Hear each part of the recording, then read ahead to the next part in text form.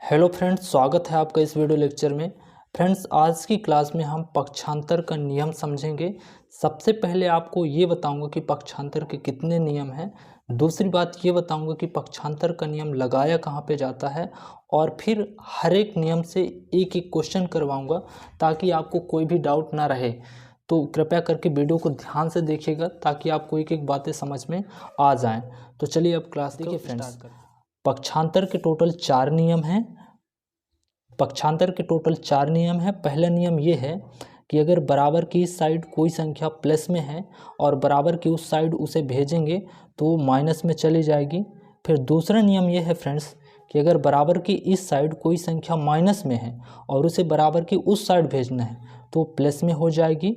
और तीसरा नियम ये है कि बराबर के इस साइड अगर कोई भी संख्या गुणे में है और बराबर को उस साइड उसे भेजना है तो चली जाएगी भाग में।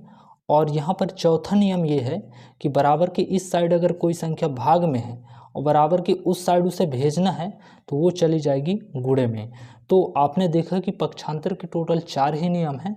अब मैं आपको बता रहा हूँ कि पक्षांतर का नियम लगता कहाँ पे है। तो दोस्तों, मैं आपको बता दूं कि ऐसा समीकरण जिसमें बराबर का चिन्ह हो ना, वहाँ पे पक्षांतर के नियम लगता है। अगर उसमें बराबर का चिन्ह है समीकरण में तो वहाँ पर पक्षांतर के नियम लग जाएगा। अब चलिए मैं आपको एक एक करके क्वेश्चन समझा दे रहा हूँ। अब यहाँ पे देखिए, जैसे कि मेरे पास 2 क्वेश्चन हैं तो इनको पहले समझा दो, फिर 2 क्वेश्चन और करवाऊंगा। हर एक नियम से एक एक क्वेश्चन करवाने को मैं बोला था, ठीक है। तो चलिए यहाँ पर पहला क्वेश्चन देख लेते हैं। यहाँ पे x + 10 है और बराबर में 30 है।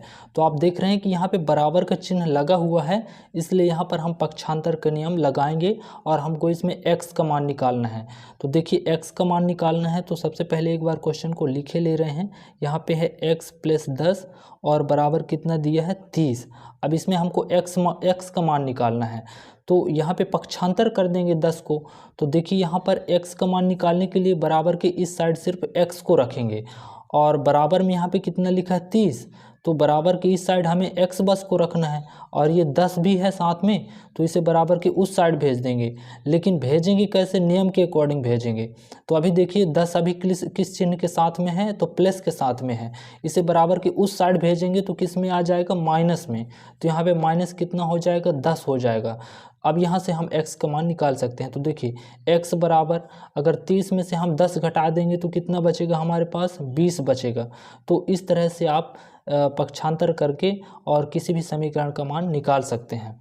अब ठीक उसी तरह से क्वेश्चन नंबर दूसरा देखते हैं। यहाँ पे x बराबर कितना? x - 15 और बराबर कितना है? 5 है। तो इसमें हमको x का मान निकालना है। तो एक बार क्वेश्चन लिखे ले रहे हैं।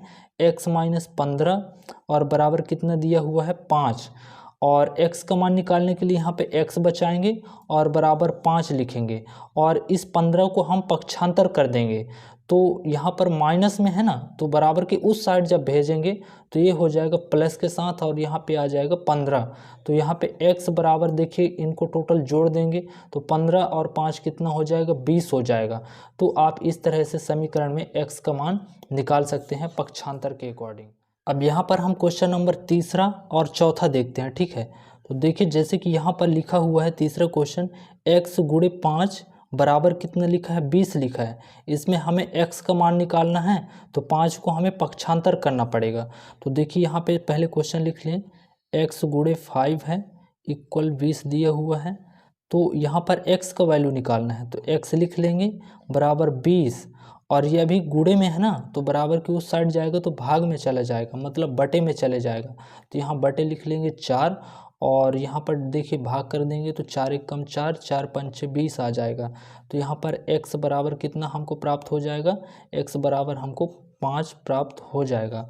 ठीक उसी प्रकार से क्वेश्चन चौथा देखेंगे। x भागे कितना है? 6 और बराबर 2 है और यहाँ पे हमें x का मान निकालना है। तो x पहले क्वेश्चन लिख लें, x भागे 6 बराबर कितना दिया है? 2 दिया हुआ है। अब यहाँ पास क्या करेंगे?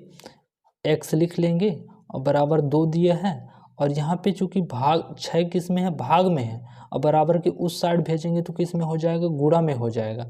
और यहाँ पे हमें x बराबर 6 दूना कितना प्राप्त हो जाएगा? 12। तो फ्रेंड्स, इस तरह से आप पक्षांतर करके और किसी भी समीकरण का मान निकाल सकते हैं। Thank you for watching.